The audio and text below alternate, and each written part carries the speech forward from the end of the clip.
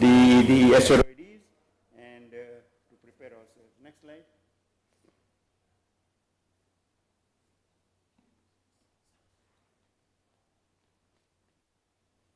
So, although we are saying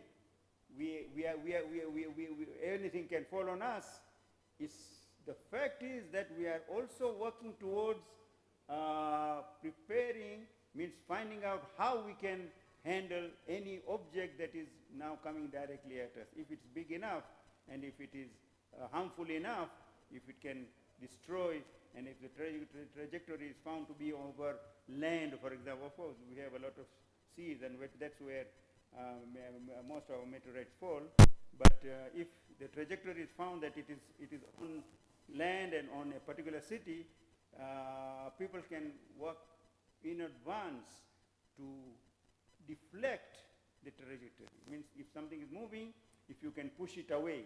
And one of the missions which asteroid deflect mission was called the DART mission, where a spacecraft was sent from here to the mission, which is nearly 10 kilometers, to the asteroid, which is 10 kilometers away, and that asteroid had a moon orbiting around it. It was a big enough asteroid, and the asteroid itself had a moon, and they targeted the moon, which is 10 million kilometers from us, and that spacecraft, which is like a Kwama, like a cart, and it was able to hit that asteroid, and it was able to cause that asteroid to change its orbit.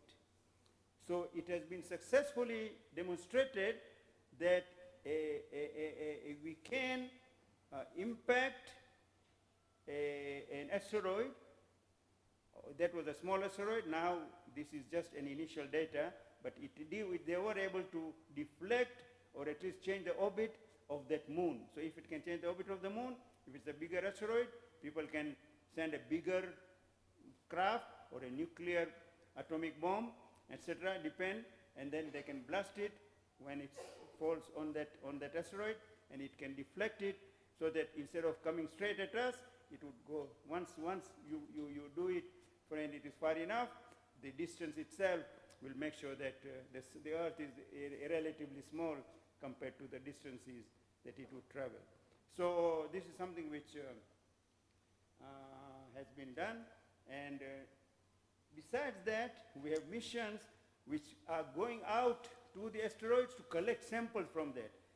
Professor Bisanda mentioned that it's not only that we are worried about asteroids, but they have benefits also. And it's true, because these are resources. These are earthen material, even if it's iron, whatever it is, whatever minerals. They have found an asteroid which is almost purely diamond, So this is now something which, if we send missions out there, we have a target asteroid, and we bring back sample from that. We can analyze the sample. So these Japanese have already sent one mission, and it has come back and delivered back to Earth, brought back from that asteroid in 2010, and another mission has now been sent, Hayabusa 2. So this is something which we should also be aware of, that asteroids, although we are talking of being dangerous, but they are also something that can be useful. Next slide. Okay, so now we're coming back to our Mbozi meteorite. Our job here is to raise awareness. In Tanzania, I'm sure nowadays perhaps, but many people don't even know that there is a huge, almost like the size of a car, and it's unimaginable unless you see it. It's not easy to imagine how big that is and how much melted, and it's a piece of iron. It's like, it is really worth looking at it.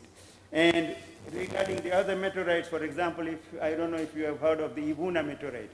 It was in the world news several years ago. It is one of the meteorites that has come from extremely, from the much farther away, and it's believed to be one of the oldest within the formation of the solar system, oldest meteorites which has fallen on earth, and it fell again in the southern areas in Rukwa. So Ibuna meteorite is now no longer with us, it is with the West, and there it is in the British Museum, I think, you know. So, and they bought it for millions of pounds, I think. So we should be aware that there are the importance of our meteorites, and to raise the awareness about the dangers, as we said, and get the students and the public now to search for asteroids. We are talking of citizen science and student projects which can allow people to understand the science, because there's a lot of physics involved. So we teach science, and we also make people aware, and we do good work in trying to understand asteroids. And we need observatories. In our country, Tanzania itself, we need to build observatories. We do not have a dedicated observatory up to now. So this is something which I would really like this to be done, that we should have an observatory of our own where we can also monitor the skies and enjoy the skies at the same time. Next slide. So now, this one as a call, perhaps if our Mheshimiwa would be around, maybe we can get this across to our central authorities, that really what we need is a central institution. We have a lot of people working around this. We have people at UDOM, we have people at Mandela, we have at Open University. We are doing a lot of work. And such other expertise is hidden, you know. We have somebody from RD also trying to do something about space. So we have to come together in order to bring the expertise and the resources together. So I really would like to call on our government now, especially now in the light is now on satellites. We're talking of satellites. Satellite is an extremely small part of our space science and astronomy. So there are hundreds and millions of things, other things that are waiting for us. Asteroids is one of them, satellites is another, space science and understanding our, for example, one of the issues that we should be aware of, if you look at Venus. Venus is extremely hot, although it is not as close to the sun as Mercury. That's because there's global warming there. If we understand planets, we can understand life, how life can go out, and how life can form also. Thank you very much.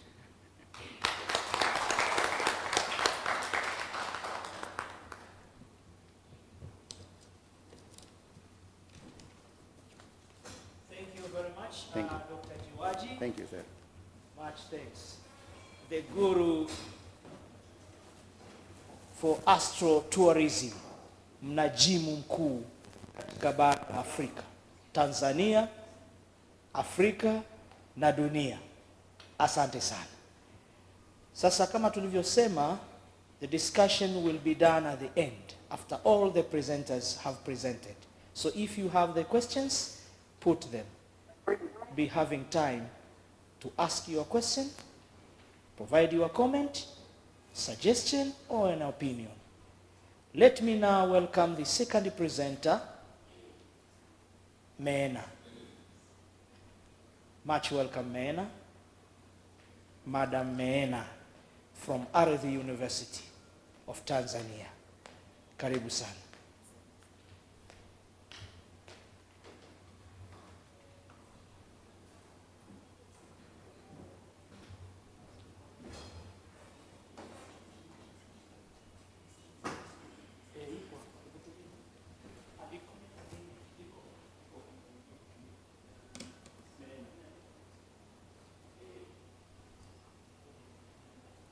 Good afternoon, everyone.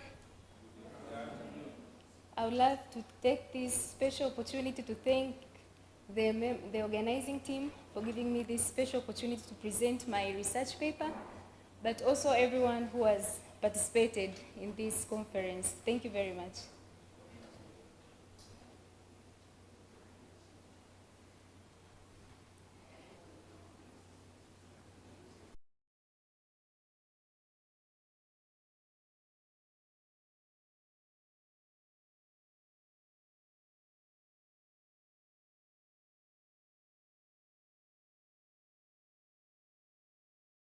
Country, Tanzania is also among the country that has constantly seek for ways of how to improve science and technology for the economic benefit of the country. But it seems that there are some challenges that our country still faces in promoting science and technology, such as little of African science is incorporated in the syllabus, but also science curriculum is more based, it seems that it's more based on theories than practicality of it. But also in some fields, such as astronomy, there are some numerous challenges that have also been noticed, despite the fact that we have so much potentials to explore this field. For instance, like we have artifacts such as the 8th largest meteorite, which is found in Bozi, but also we have a very beautiful night sky, which is among the potentialities of Tanzania to explore this. But not only that, it seems that the knowledge concerning facilities which promote astronomy and other fields of science in more practical and interesting ways, these facilities, they are not very well known in terms of their guidelines, their design guidelines. So here my research explores architectural considerations for planetariums and science museums. So just a brief, what is a planetarium? Planetariums are theaters that are built primarily for presenting education and astronomy shows about astronomy and the night skies. And science museums are the museums which are dedicated to science and technology. Yeah. So my main objective in this research was to explore architectural considerations for planetariums and science museum. I'd like to go to the next slide.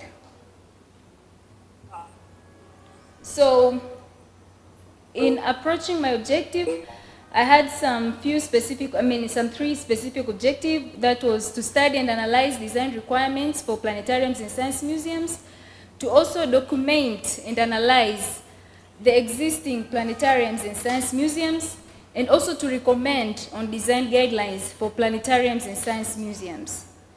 So in approaching my study, I went through some literatures where I wanted to find more about what are the design requirements. How can I design a planetarium in Tanzania? How can I design a science museum in Tanzania?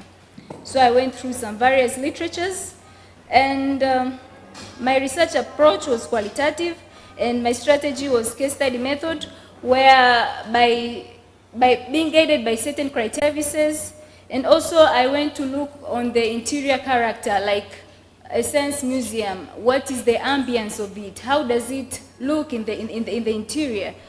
And what about the form, the color, the materials, the lightings? These are very crucial things in a museum. For instance, like here where we're staying in this conference hall, the harmony of this place, it's because of how the architect has been able to play with the form of the building, the material choice, the color, the light. So I also tried to find out, like, in science museum, how should it be? So also in going to the science museums which are present here in Tanzania, I also checked the spatial layouts of them, like the Geoscience Museum and also the King George Museum, which is found in Dar es Salaam. So in summary of my findings, I found that most of the museums and planetariums that are found in other contexts, like for instance, I did some studies on planetariums and museums that are found in South Africa and other parts. The forms were mostly organic, so that to be appealing to the people who could be visiting in such places. But coming to our country, I think that thing was not so much incorporated. Like the Geoscience Museum found in Dodoma, it's very hard. I'm sure very few of you know that there is a Geoscience Museum in Dodoma. Yeah. So I think also maybe we need something like an awareness of this museum, and yeah. So in my recommendation, I recommended some various things in terms of design requirement, in terms of spatial qualities. For instance, there were some specific requirements such as location, which also I have tried to explain much in my research. But this was part of my research, but in my part 2 of research, I did a design of an astronomy museum, of which today I won't be able to display it, my design, but I hope next time I'll be able to get an opportunity. We are here to present you about stargazing. So, next slide.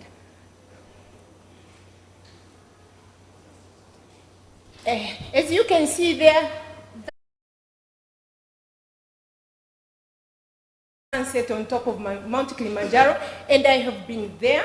And that the other picture there is Lake Ngozi in a bright sunlight. Beautiful. I heard that it is in Mbeya now, not in Mbozi.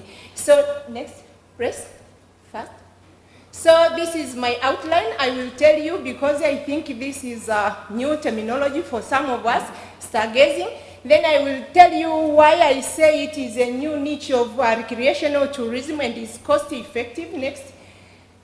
And then we will discuss, me and you, the best sites for stargazing, and then I will give you 2 or 3 take-home messages.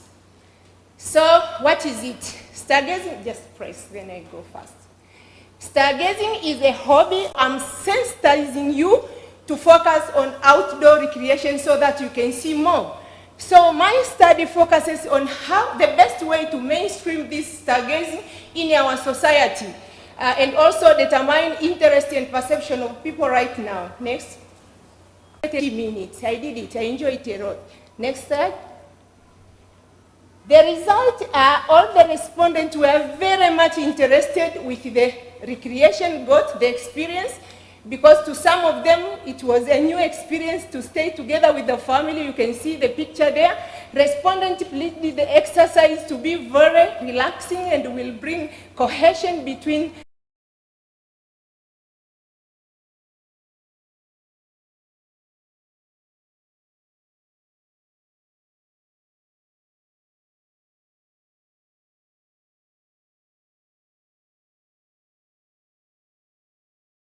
It is true, right? Yes. Let's go. So, to conclude, I'm concluding, as stargazing was seen by behavioral scientists that is the act of relaxing, so I propose that stargazing to be introduced to students to enhance curiosity in the sky, because you need to love something so that you can go for it. So we need to motivate people to go for stargazing. Also for social workers, when they are counseling for their stressed customers, instead of giving them medication, to ask them to watch the sky. Then that's it. Also, for the government of Tanzania and conservation, best stargazing sites in Tanzania so that we can promote it. Also make stargazing as our hobby. Also make stargazing as an add-on on wildlife tourism, because you find majority of tourists when they go to national parks, they post pictures of sunsets. So you can make it as an add-on when you go to see your wildlife. Next. Thanks for listening, and I thank OUT for sponsoring my participation. Next slide. This one is very important because I took it myself through my window.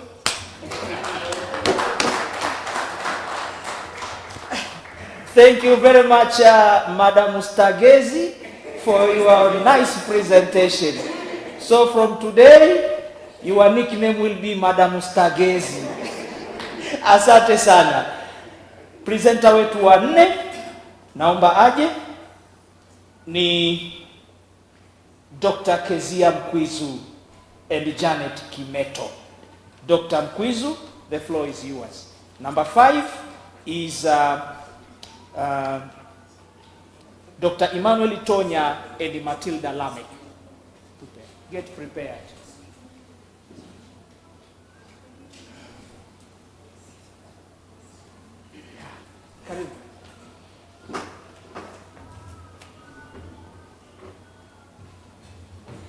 Thank you very much. And Yes, I would like to greet you all and welcome you to our presentation. While you're sorting the slides, you will have noticed that the title is about Astro-Tourism and education. So we are trying to connect those two concepts. And my name is Dr. Kezia Kwizu, and Dr. Janet Kimeti, she's virtually online. So if you're there, Janet, hello. We are presenting now. So we start. Yes, I'm waiting for Mr. Sanga to sort us out.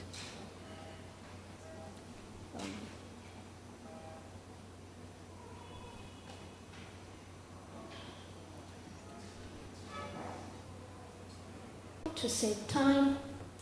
Yes, so statement of the problem is that there are challenges in tourism recovery worldwide, and this includes challenges in education and promoting Astro-Tourism. Additionally, there are limited studies on Astro-Tourism in Kenya and Tanzania. Therefore, this paper explores Astro-Tourism and education from the perspective of Kenya and Tanzania. Next slide, please. Thank you very much. So in terms of the literature review, we looked at Astro-Tourism because we know it is a new concept, and there has been definition by other scholars, but because of time, I'll just go straight to how we think it can be defined, and it is Astro-Tourism as a tourism that utilizes celestial phenomena like solar eclipses, stars, and meteorites. The reason why we added meteorites is because of our Mbozi meteorite. So we are absolutely blessed as Tanzania to have that. And next slide, please. So in terms of theory, because we're trying to connect the two concepts, we looked at adapting behaviorist learning theory traced to Watson in 1913, which focused on behaviorism from a child perspective. And this is by Federa 2022, oh, Asante Sana, Mr. Sanga. And we say that the behavioral learning theory assumes that people interact with their own environment. And because people interact with their own environment, we look at the environment, which is the astronomy with its object. How do we as human beings connect with that? How do we behave with that? And as we had early on all the presenters presenting how they interacted with the celestials, that they view the stars and etc. So we say that this paper applies behavioral learning theories in the context of environment, being Astro-Tourism space, like stars, eclipses, and meteorites to promote destinations using Astro-Tourism. Next slide, please. Furthermore, regarding the behaviorist learning theory guides this paper in understanding the forms of Astro-Tourism and training programs from the perspective of Kenya and Tanzania.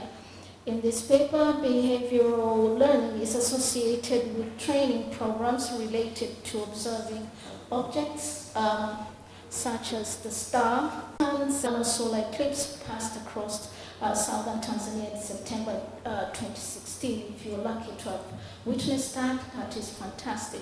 And then he recommended a number of recommendations, so because of time I only spot one. So he talked about fixed or mobile observatories with good quality telescopes. So good quality telescope is the NCC. Next slide, please. In terms of methodology, we use a systematic literature review. So basically, this means that we follow a systematic review and we use the three journals, the African Journal 9, the CAP Journal 9, and of course our homegrown journal, which is called the Huria Journal. So to trace the articles, and as you can rightly see out of the search, we got only 2 out of 288 articles. So that tells all of us there's very little literature in this area. That means there's a lot of opportunities to do research. And we consider the 5 steps of systematic literature review. So it just basically means involving exclusion, inclusion criteria of how we selected the articles, and which ones we included and which ones we did not include, and we actually came out with only those 2 out of 288 articles. Next slide, please. In terms of the key findings, what did we find? We say that there's limited literature in Astro-Tourism within Kenya and Tanzania. And this suggests that Astro-Tourism is still understudied by scholars in Tanzania and Kenya. And the forms of Astro-Tourism that are scholarly documented in Kenya and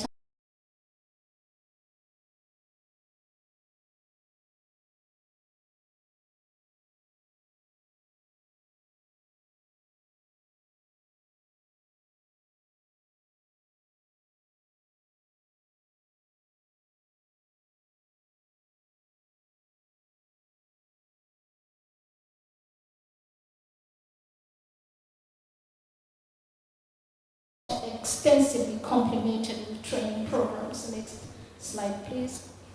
Next slide, Mr. Sanga. Yes, next slide, please. Now, in terms of implications, what do we say? On the practical level, we say that Astro-Tourism be implemented as a form of tourism to supplement other attractions and as the main attractions in some areas that has nothing to offer in tourism. So where you see there is nothing to offer, we could actually capitalize this astronomy tourism. So the forms of tourism such as stargazing can benefit three pillars of sustainability, that is environmentally, socially, and economically. Next slide, please. So another implication is that education practitioners to consider training programs that align with emerging forms of tourism. We use the word emerging specifically because this is an area we are still exploring, just like how Dr. Halima talked about, that we need to look at areas where we see there's potential. So that's why we say it's emerging forms of Astro-Tourism. There are others that we've not even known yet now, but we will with more research.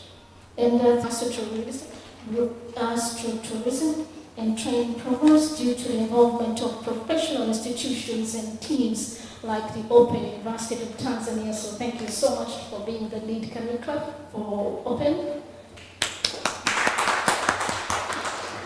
And also salary teams in Kenya, so we can also clap for Kenya since we have Dr. Janet representing Kenya. Next slide, please. Sanga, next slide, please. So what are the limitations in direction for future research? Our study was limited to systematic literature review, and yes. So the future researchers should apply mixed methods in order to explore more of what we are studying in this conference. Thank you very much. Thank you very much, Dr. Mkwizu, a proud alumni of the Open University of Tanzania. Thank you very much for your presentation. I heard that Dr. Janet is online. Just a minute, Dr. Janet. Can you say hello from Kenya?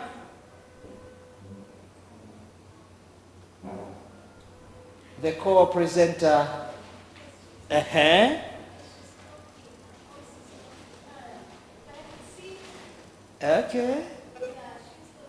Yes, thank you. You did for sustainable tourism in Tanzania with the experience from Mbeya and the Songwe regions.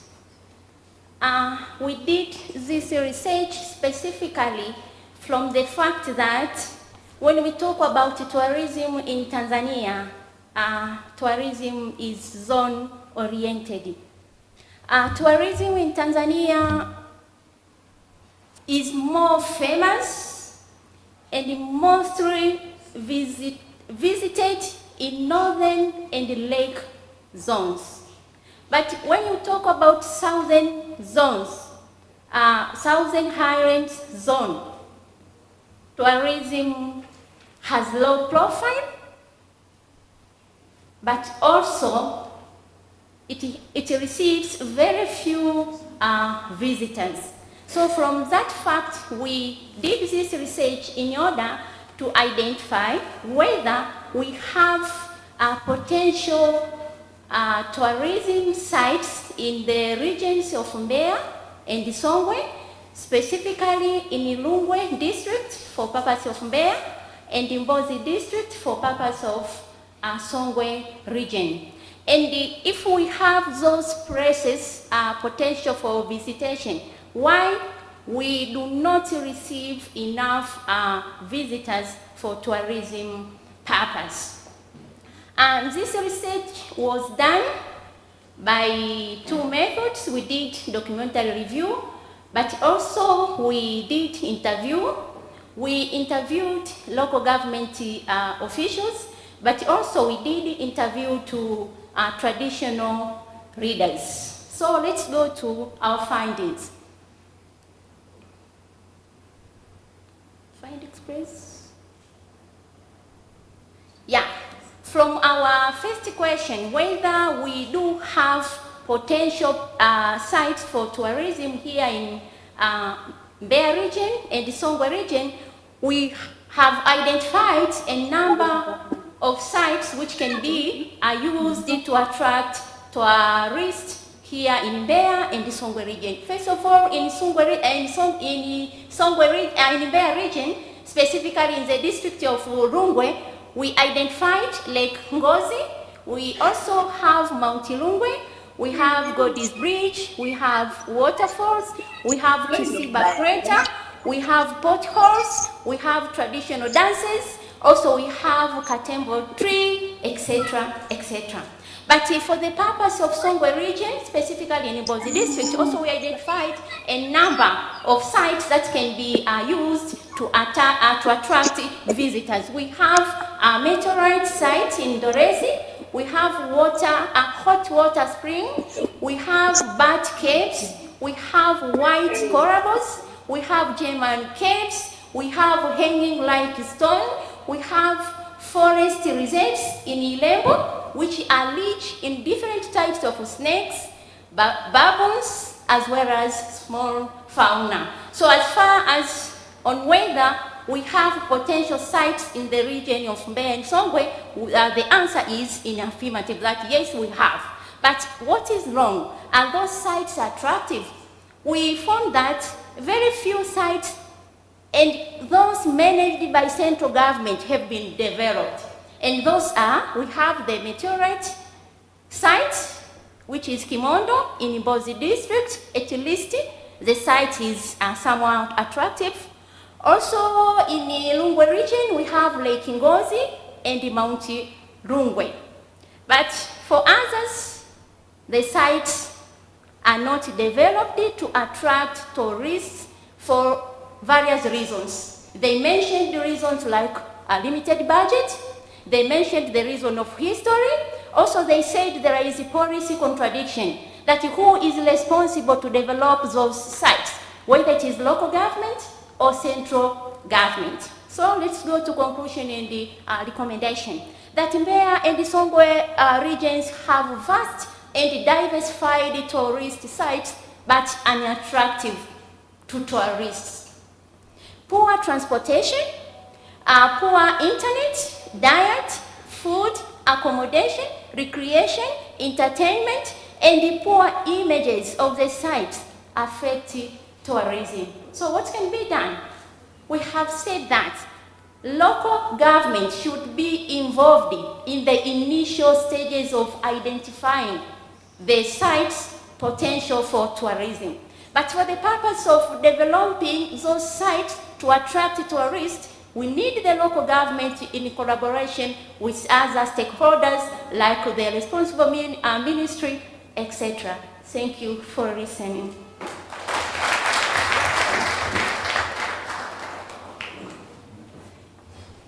Indeed, thank you very much, Matilda, for a lovely presentation. Your presentation with Dr. Emmanuel Itonya. Introduction, problem, findings, conclusion and recommendation. Very nice presentation. Few minutes, less than 7 minutes. So I hope all the presenters who are coming here will do the same. Asante sana. When Dr. Halima was presenting about stargazing, utampa dakika moja aseme chochote, basi utawasiliana naye akiwa tayari, utatufahamisha. Now is time for Dr. Reguli Mushi and Josam Mungure. Please, the floor is yours. Number 7 will be Kezia again. And then number 8 is Dr. Batinoluo. Number 9 is Amulike Abraham Mwampamba. So Mwampamba, you are online. Get prepared. Mwampamba Amulike. Okay. As we are sorting out the presentation for for Dr. Mushi and Kure, let's welcome number 7. Present quiz. Yeah, quiz with Kongari.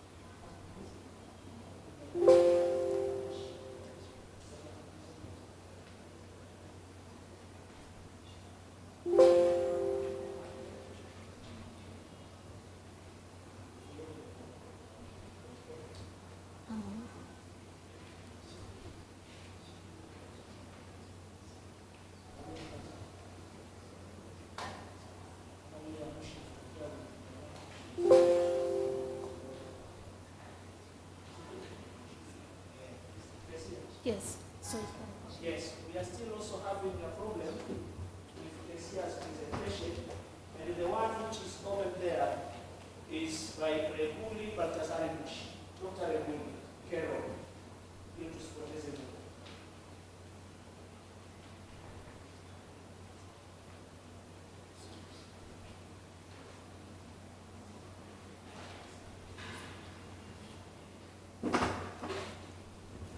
Good afternoon, members. Hello. Yeah, I'm just here to present very briefly about local communities' perceptions of astro-tourism in Tanzania with the Mbozi meteorite. In this case, I will be referring it to Kimondo, please. Astro-tourism involves activities that, the first slide please.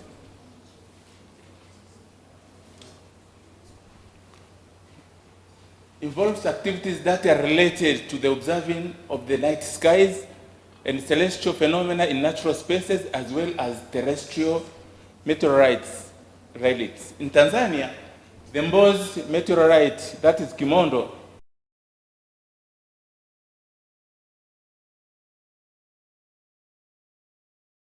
Tanzania. Next slide, please. Mbozi meteorite ranks the 8th biggest, situated about 65 kilometers from Mbeya center. In those locations, weighing about 12 tons, and with that size, and it's unique due to the fact that 90% of it is composed of iron and 8% is just nickel with other small elements. Next, please. A mixed research approach was used to collect data from 110 respondents from 3 wards, namely Mlowo, Mlingali, and Miovizi, in the neighborhoods of the Mbozi meteorite site. Data were collected using questionnaires, were conducted that are related to the presence of the Kimondo. Please, next. By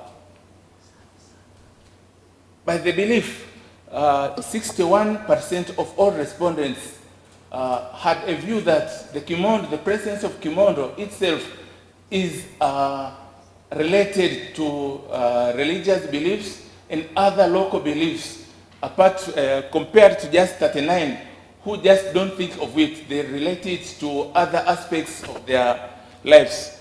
And they do it in order to get good luck, just by observing, by touching it, and by doing some anointing from it. Once they get there, they just get some anointing to help them in different businesses. Please continue.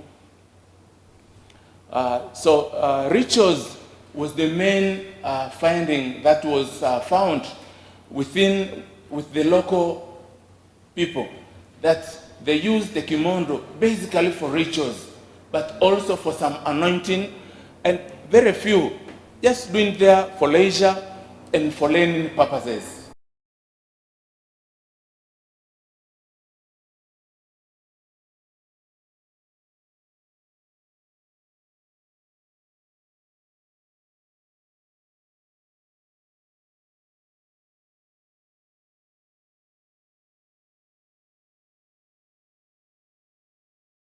Apart from the local communities that are used to eat for their own purposes.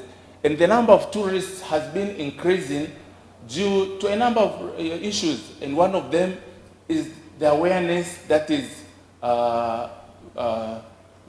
there within, from them and from the mass media. Please, next. The benefits that are accrued from the presence of the kimono itself, from the local people's perspectives, from the benefits that are accrued from the presence of the kimono, there are worries from the local communities. And the largest and the greatest worry is, what if NCAA decides to expand this area? Because the area that is there is very small. So they are worried that one day or the other they will be chased away from their ancestral land. That is their worry, the main worry, that the government may relocate. Thank you very much, Dr. Eguli Mushi, for a lovely presentation.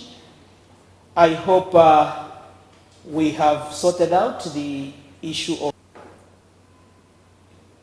Albado. We move to another person.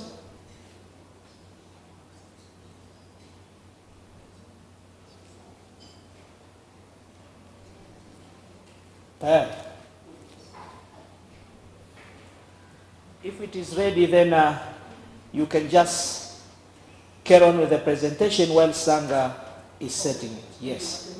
Yes, proceed. Thank you very much. Good afternoon, all audience, professors, doctors, and other experts in this field. I'm Joseph Samuel Mungure from Minister. I'm working with the Minister of Natural Resources and Tourism, National College of Tourism, Dar es Salaam. So you're most welcome to the paper. My paper, actually our paper with the Dr. Eguli Mushi, was all about the community awareness and the factors for the local communities to participate in this case. The last one is the skills, the potential skills which are normally needed to enhance this potential tourism resource. So we had almost 3 factors for this actual point. Because we have potential customers here, our students in the secondary level, I can say this. Yote tunazungumza hapa kuhusu kimondo, kama hakuna chakula cha kuweka mdomoni ni bure, tunaimba hapa. Kwa hiyo utalii lazima uonyeshe nini tunapata. So the kimondo has been there since 1930. So many experts have been discussed, a lot of things here, much have been said, including our Dr. GH has given us the real knowledge. But what we're going to say about our statement really is the gap. What is the gap? Kimondo has been there for many years, or for long years. So what is wrong with these people of Nika, Nyakyusa, and the other societies there? What is wrong? So we decided to go and see what is the gap. The gap is maybe the community awareness. They are not aware maybe if there is something to eat there as a tourism resource. So we discuss about what is wrong. lack of community awareness. Awareness has been discussed by Professor Sandra, I think, the head of the institution. He has given the science, the source of these asteroids and meteorites, that when it is there, it is asteroid. When it is here in the earth, it is materials.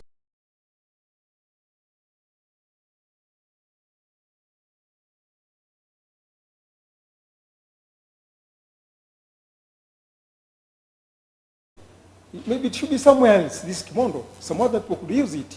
But why not people, why these people from Nikaland, they are not using this material? Now it is time, as Dr. George said, that it is now right time to give our people this knowledge. We are the ones who are supposed to do that. So, awareness, we have seen it in many areas. Can you go to straight to the table? I'm just giving the table there. The matrix that you can see the questions. Tuliwauliza baadhi ya maswali. Kwa nini Kimondo kimekaa hapo muda wote na watu hawana habari na utalii? Labda ile knowledge ya kuelewa kwamba tuna jambo fulani la kufanyia kazi tupate pesa, labda hawakulijua. So that was our aim. Can you go straight to the matrix, the table? There's a certain table down there, I think. Okay. Where's that table? So we have introduction, we have statement, we have methodology, and then we have findings, and then the conclusion. Now, let me go straight to the methodology we used. In research, we decided to use the 3 methods. Questionnaires, same-structured interviews, and the last one, we call it a field survey. These are very important. When you are just conducting research, you give them the questionnaires, then the answer. They give you the answers. Then you interview the key informants to be there, the business unit. So we conclude that those 3 issues, raising the awareness of the people down there, giving the factors which can make them to participate into this actual kind of tourism, and then the proper skills which can lead them into the development or growth of this kind of tourism. So we have 3 issues: the awareness skills, participation skills, and then the last one is actually, yeah, knowledge, skills, and the knowledge sustainability. Thank you very much. So we say that policy is a very important issue. Conclude as a recommendation. We as a doctor, we say that the proper policy, the tourism policy, should be imposed so that it can lead, it can manage the people down there and the resources. And then how to protect. So the government should make a proper or strong conservation.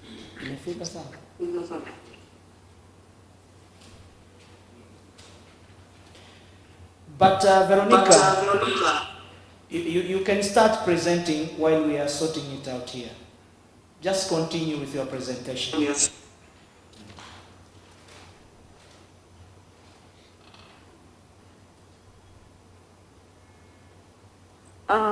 Good afternoon, everyone. Okay, it is shared now. Can I continue? Yes, continue. Okay. Me and my co-author, Veronica Molel, and my co-author, Ladislaus Batunoluho, we are going to present our paper on integrating ex situ conservation and astronomical heritage, a tool for maximizing visitation of tourist destination. As we all know that astro-tourism is one of the emerging trend of tourism that includes the terrestrial tourism and space tourism. Since the latest decade of 20th and the early 21st century, geotourism and the geoparks movement and consideration emphasis on conservation. Veronica, Yes? share your screen. Okay.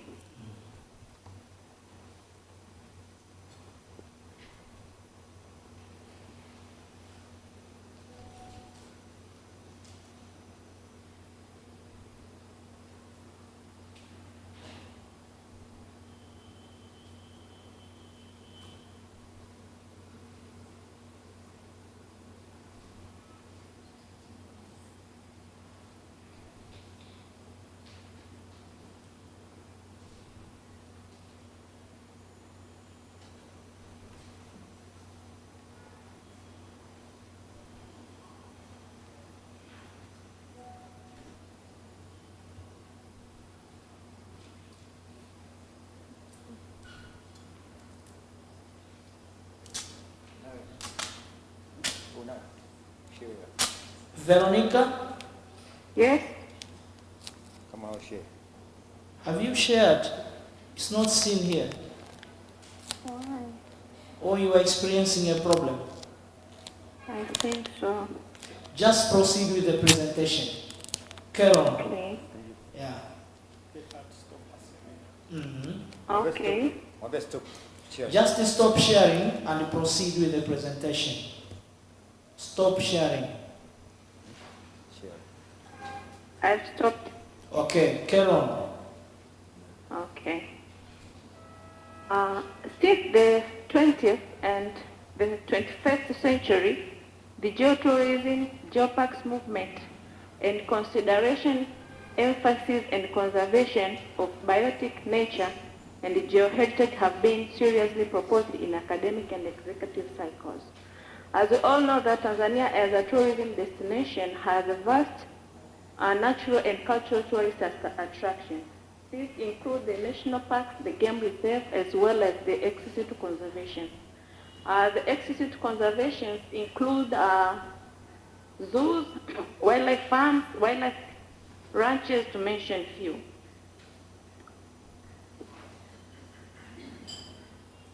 What?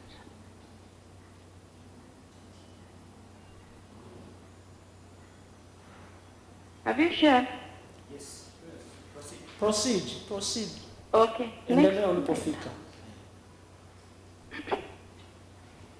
So although Tanzania has several conservation sites that are kept in the controlled environment, such as I said earlier, in the zoo, aquarium, botanical garden, and etc. But to have astronomical heritage, it exists in the form of the tangible remains of the monument site and landscape with a link to the skies that constitute a well-defined physical property. This astronomical heritage maintains sustainable development in a destination, and it protects world natural and cultural heritage, as well as improving the livelihoods of tourists enjoy mixed with other attractions such as ex-situ conservation as these wildlife captive facilities. So when these astronomical heritage and the as well as tourism policy of 1999. There are over 70 ex-situ conservation facilities and an established number of astronomical heritage sites, which are potential tourism attractions in Tanzania. Also, 99.1% of these tourist attractions operate in isolation. That means the captive facility operating their own and astrological heritage operating their own. Also, there is no local platform through which tourist circuit-based destination management organization can share experience. And there is an adequate coordination among the ex-situ conservation facilities and astronomical heritage sites in the country. There is inadequate statistics on the visitation to these ex-situ conservation and astronomical heritage sites in Tanzania, and the information on the existing ex-situ conservation and astronomical heritage sites is unconsolidated. And conclude.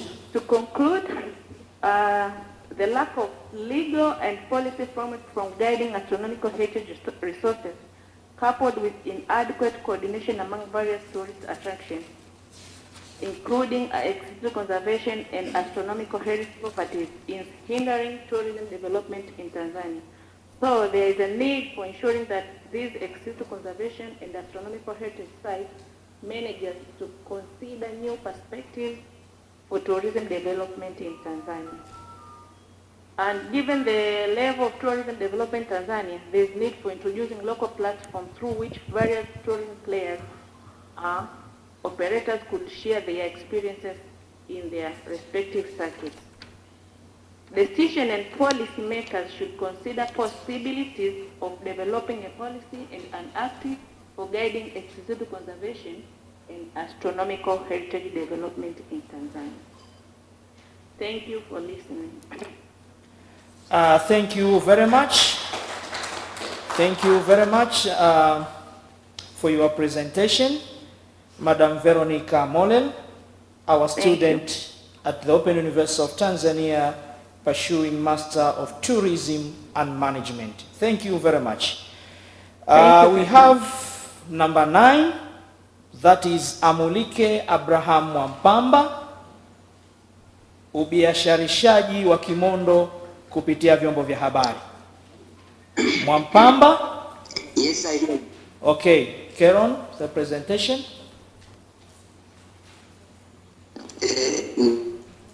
Ninawasalimia kwa jina la Jamhuri ya Muungano wa Tanzania. Kazi endelee.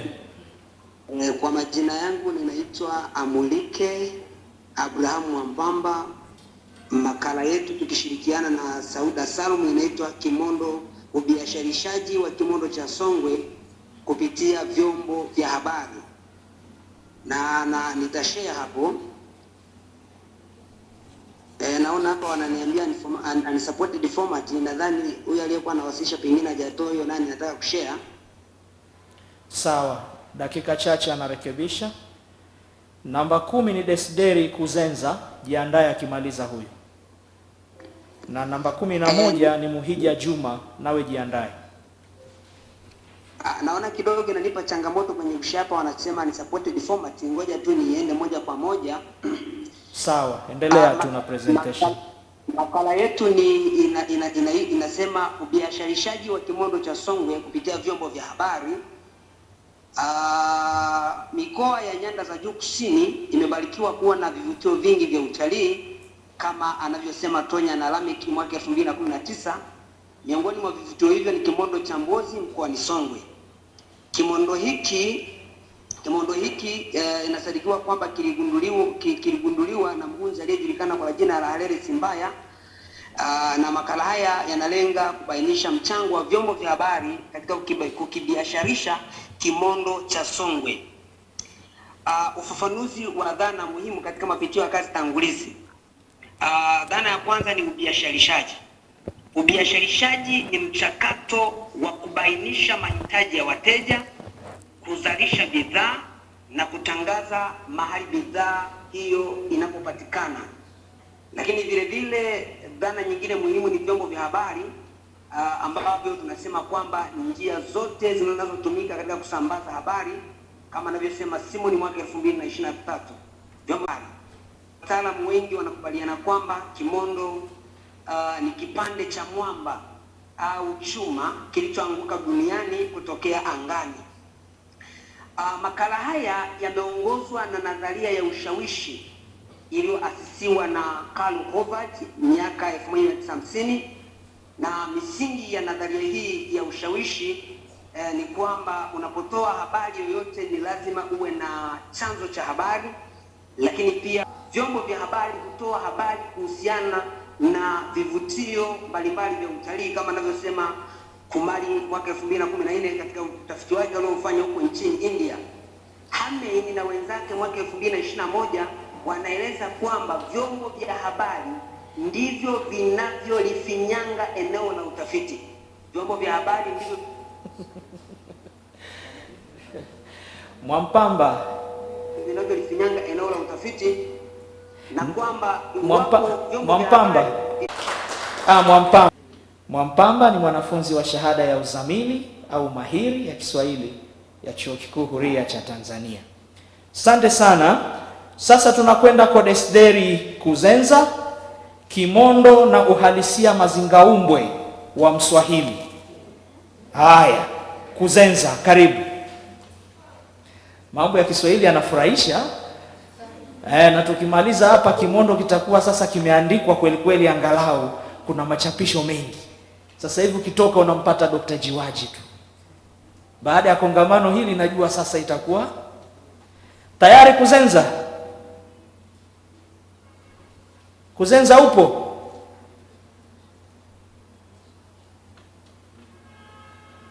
Kuzenza?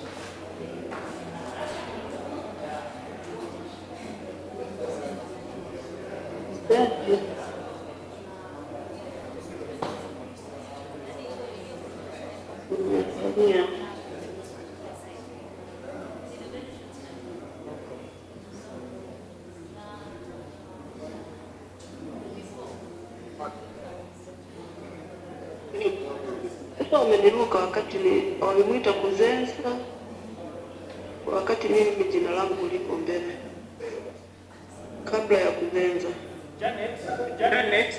Janet. Okay. Tunakusikia. Hebu mute mic yako.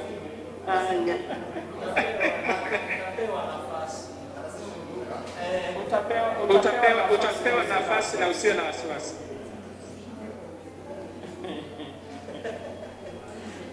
Teknolojia. Hadi mbele yangu wameniacha mimi. Na huyo nani mwenye picha ile? Picha yako.